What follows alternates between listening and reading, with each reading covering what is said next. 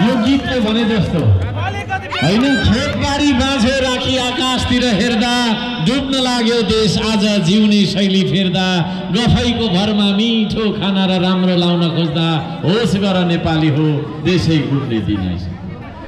यो पार्टी र त्यो पार्टी भन्दै कति लड्नु, यो जाति र त्यो जाति भन्दै कति लड्नु, देश हामी सबैको हो मिलेर बनाऊ, होस गर नेपाली हो देशै गुड्ने दिन आइस।